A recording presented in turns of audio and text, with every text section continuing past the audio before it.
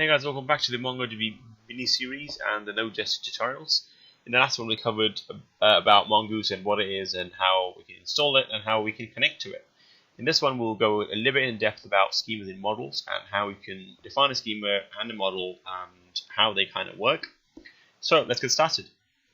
Now because we're connected to the test and my test database is practically empty, I want to connect to a collection. I'm going to create a new collection in this database, and I want to say that my collection is going to look like the ice cream choice and name. So I want to be able to store these two things in every record. Yeah. So ice cream choice is a string and name is a string. Yeah. Let's add a little bit of complexity to it. Let's add. Actually, no. You know what? Let's keep it simple for now, and we'll expand it afterwards. To define a schema, so a schema describes an object. So like in SQL databases, a schema defines a table. So you're saying that my table has 5 columns. Column 1 is name, column 2 is address, column 3 is country, that kind of stuff. In this case, we're going to have a schema which describes an object in a collection for MongoDB, right? Now you might say, oh, but it's a NoSQL database. Why do I have to provide schemas and that kind of stuff? Well, you don't have to provide it, but for Mongoose to work, you have to provide a schema because Mongoose provides you with this easy framework which allows you to work with and change objects and that kind of stuff. So let's just do it in a simple way, right? To define a Mongoose schema, you just do mongoose dot. So to first so to create this schema, we do var my schema equals mongoose.schema, and this is just an object, right?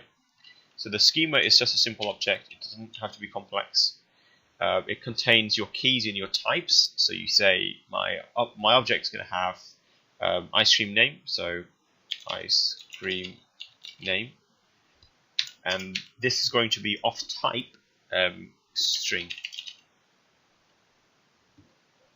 Yeah, and I'm going to have another one called name. So name, and then this is going to be a string as well. That's it. You've defined your first schema.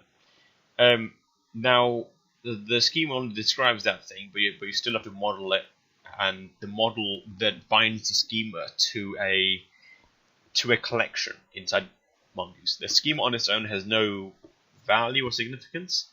Well, the only value that it has is it lets you know what type to store in each of these, but nothing else apart from that. So let's define a model.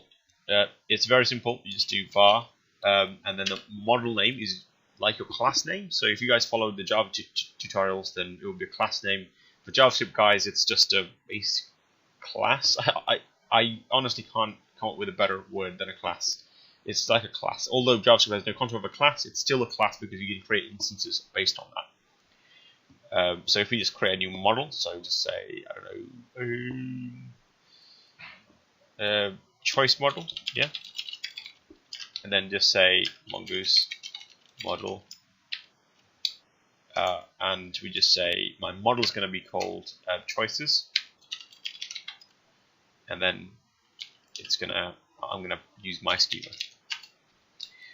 The syntax here is the collection name and the schema name. That's it.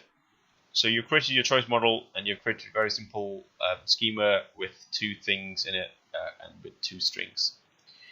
In the next one, we'll go through a little bit more detail about how to extract information from it and how we can display information to the user. Or actually, no, we will go through how to write information and how to save information to it first, and then in the next one we'll extract information. So until then, see you guys. Bye bye. Take care.